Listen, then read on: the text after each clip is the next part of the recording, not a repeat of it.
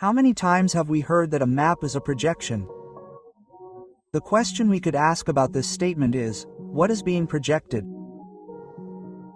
The Argentines who were part of the Atlantis expedition 40 years ago when they crossed the Atlantic have the answer. We did not cross the raft to America.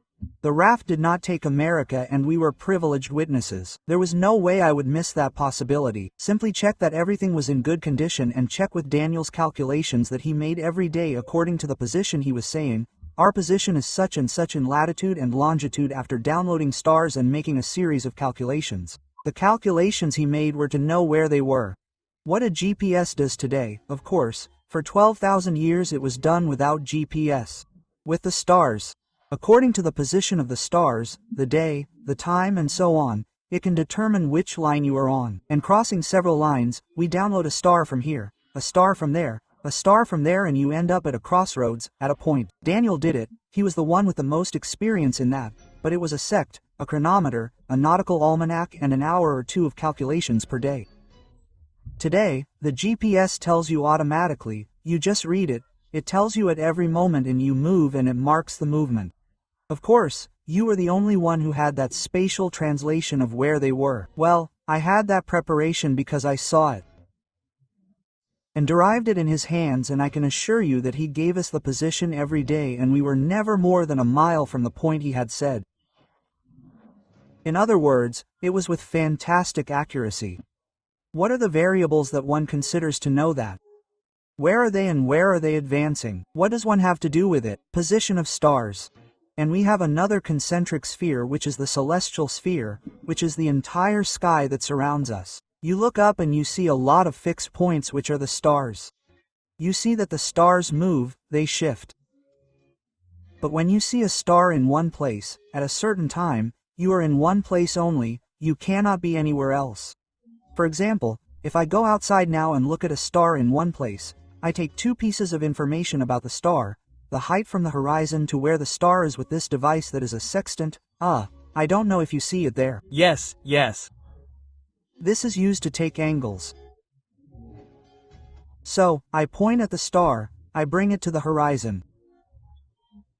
And I know that that star is 40 degrees high, and I also use a compass to take the asymmetry of the star, which is how far it is from the north. So, then I know that a certain star is 40 degrees high and I see it to the east, I see it at 90 degrees. If I am seeing that star there, it is because I am in a certain place on Earth. Because if at that same moment you stand in another place, that star will be higher or lower, it will be in fifth place. That's called solving spherical triangles. It's trigonometry. Mathematicians used to be on ships working out all this stuff. Later, things progressed and quick tables were published, which is what we have. So with those two pieces of information, the height and symmetry of that star and the time, I would enter a table and do a few calculations of instrument corrections that would give me a line that, as Alfredo said, was where I was. So, I had to do it at morning twilight or evening twilight, because you only see the stars all night, but you can't know the height because there's no horizon. Of course. So, you have to do it when you have the horizon and when you have the star. It's 15 minutes at sunrise and 15 minutes at dawn. If it's not cloudy, you do it. If it's cloudy, you have to estimate until you have stars again. Let me give you an example for you and for those watching us. If I am at a certain point and I make the angle between the horizon and the star, if I come closer, the angle will get smaller. If I get closer, it will get bigger. Sure, in other words, the angle that he reads there on the quadrant is because I am on this line, I am not on this one or on this one, I am here, I already have a line, I am on Nieto Vega Street. But Nieto Vega and what? So I took a star there, now I take one that is clear. At 90 grams, very didactic, Alfredo. I take one there. And on Nieto Vega Street I cut it with another because I am on this one necessarily so that the angle is this and not this one. Either I am further away or I am more here. We listened carefully. Without GPS, with only stars and a sextant, they knew their location. Did you hear that they talked about a celestial sphere? Even if they talk to you about an official model of a spherical Earth, isn't it strange that they have to acknowledge that there is a celestial sphere? The celestial sphere can be verified, the terrestrial sphere cannot. Since ancient times, the sky has been interpreted as spherical.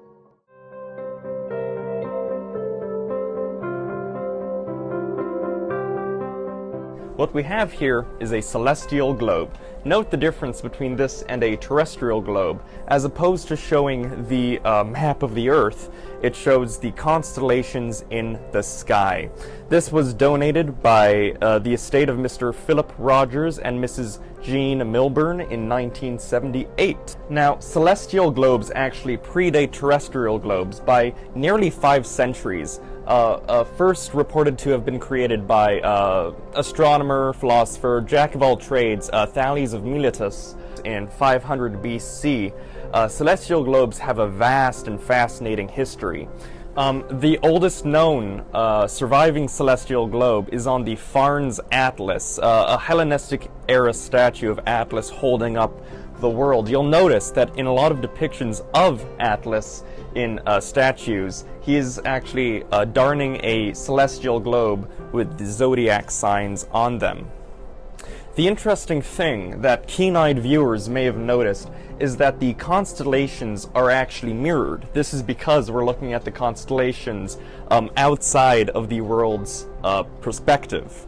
Modern celestial globes remedy this by having it transparent so you can see through the celestial globe. The inscription reads, "To the Reverend Neville Maskelyne, D.D. F.R.S., Astronomer Royal, this new British celestial globe containing the position of nearly 6,000 stars, clusters, nebulae, planetary nebulae, etc., correctly compounded and laid down for the year 1800 from the latest observations and discoveries by Dr.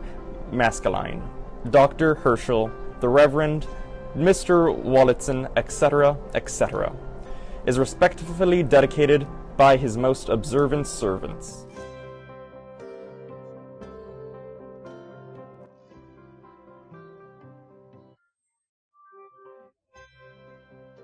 And that preceded terrestrial globes, right? According to officialdom, 500 years before. So what's the deal here? That the sky was explored first of all and then the Earth, which seems to still be explored.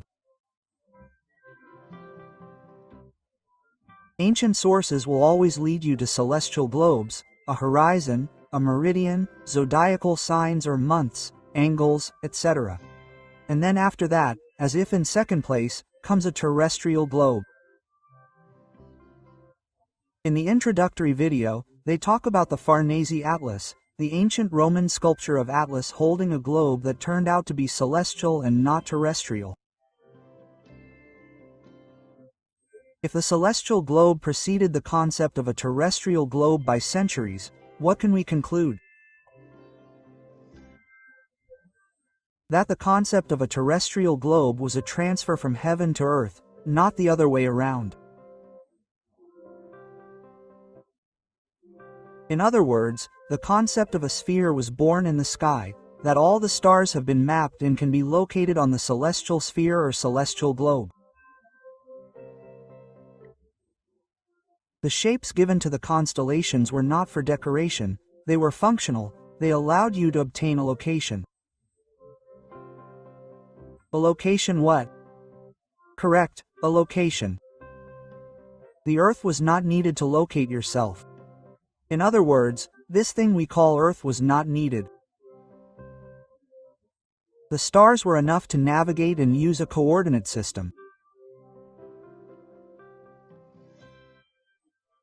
From the beginning, your surroundings were interpreted as spherical, because it was easier to interpret your surroundings as a circular plane with 4 cardinal points and with the elevation of stars above the horizon. This is because it is what is seen, it is what is observed, it is what is verified. In fact, before the terrestrial globe, there were 2 spheres or 2 globes. In addition to the celestial globe or celestial sphere, there was the armillary sphere. It is a sphere that does not show constellations, but it shows you the spherical geometry of the sky. Two celestial poles, the marks of the Tropic of Cancer and Capricorn, the ecliptic, which is the circumference tilted with respect to the others, where one end touches the Tropic of Cancer and the other end touches the Tropic of Capricorn. The armillary sphere, like the celestial globe, tilts depending on the latitude where you are, raising the north celestial pole if you live at a northern latitude, or raising the south celestial pole if you live at a southern latitude.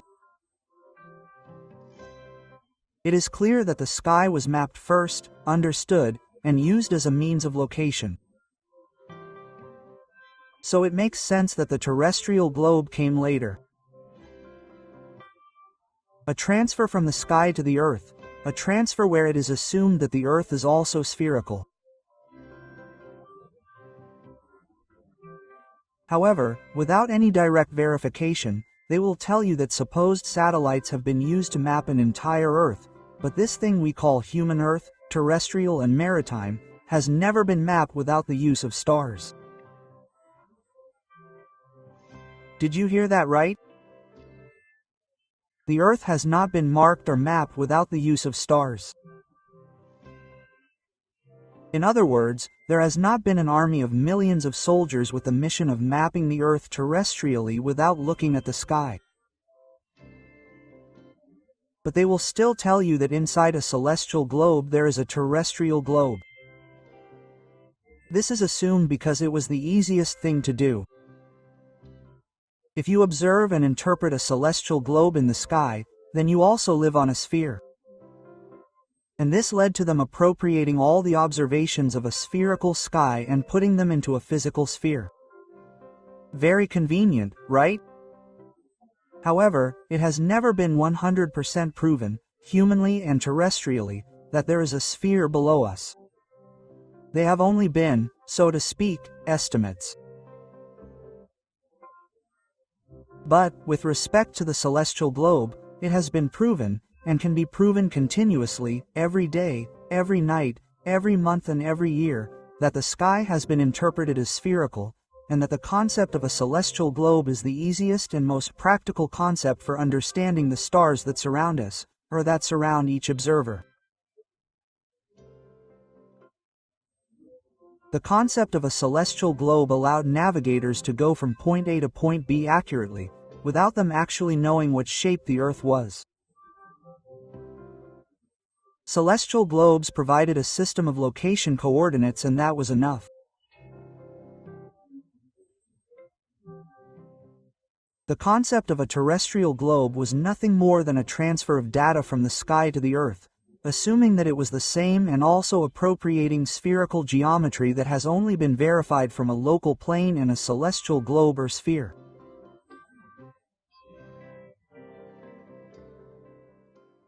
There is something that we cannot deny. Our vision as observers is limited. Our vision is like a 3D radar. What our eyes can see to the left is the same range, to the right or in any direction. There is no other way to interpret the sky from the ground or from the observation point. How many times have we not seen illustrations of ancient cosmologies? Many of them show a hemisphere that represents the sky, and the other part of the hemisphere or the lower part of it is shown below the ground. In some cosmologies, a hemisphere is not exactly shown for the sky, but it is clear that there is a sky versus a lower world. Many have misinterpreted this, saying that these representations show an entire Earth, or what we call Earth. However, those people from civilizations such as the Incas, Egyptians, Babylonians or Mayans were observers of the sky from their vantage point. There is no evidence that they traveled every inch of what we call Earth to say that the entire Earth was like this or that. It is clear that their vision was limited, and that this circular figure with a filthy lower sky below represented what could be reached from each vantage point. For that reason, their cosmology represented their local plane and their spherical sky from their vantage point only. The interpretation they reached was that the sky could only be measured as spherical and that the stars rose, if we listen carefully, in the east and set, if we listen carefully, in the west.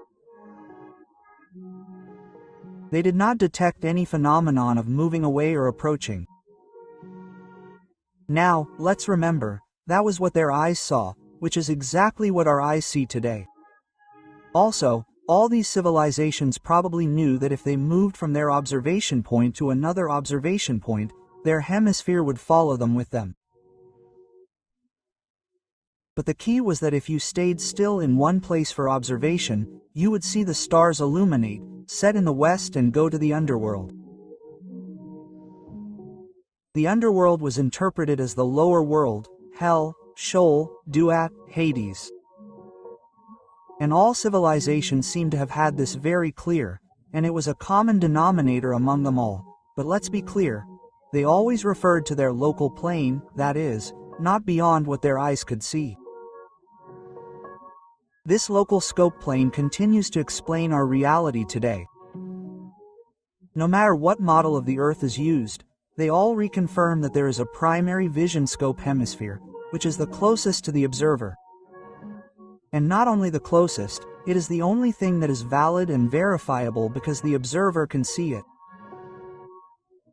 So those who say that from a great height the Earth looks like this or that are not verifiable. NASA and the space agencies will come up with fantasies from yesterday and today to tell you that from up there it looks a certain way using their CGI. Other alternative models to the official model will tell you that from above it looks a certain way also using CGI, but they make the same mistake as the space agencies in describing a model outside of our local plane as if it could have gone outside. And the blow to the air that all these models give comes from the coordinate system, that of latitudes and longitudes. Being limited to a celestial sphere, the ancients knew that this is the only way to measure the sky. We heard that right. Measure the sky. They mapped it in such a way that you can get an exact location on Earth without having to measure the Earth. The sky will tell you where you are without needing a terrestrial location system.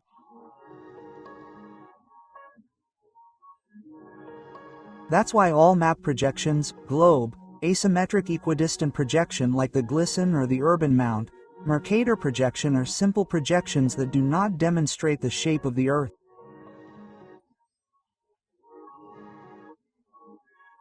Each projection had a specific use or agenda, but they do not fully prove the true continental proportion, because it was never 100% completely terrestrial. For this reason, we go back to where we started. These Argentines from the Atlantis expedition are teaching us a great lesson. They did not use GPS, a tool that is currently and modernly so important for locating ourselves. They only used sextant, star charts, a celestial sphere, and that's it. Where did the Earth go? Where did the knowledge of the ends of the Earth go? Where did the knowledge of whether there is curvature or not go? If you only have to orient yourself and locate yourself by looking only at the stars, where does the famous debate about the shape of the Earth go? This will sound like cognitive dissonance to those who have spent time, energy, and resources defending models of the shape of the Earth that ultimately end up being just models.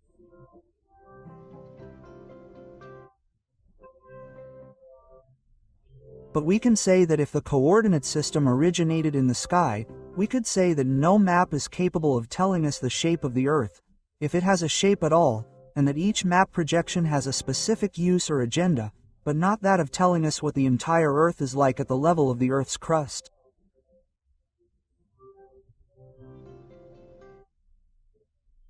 The other thing we can say is that, whenever we are told about the official model, we will know that the origin of any sphere was, and has been, the celestial sphere, which can take you from point B to point B without knowing if you are standing on a sphere, circle, plate, square, or whatever.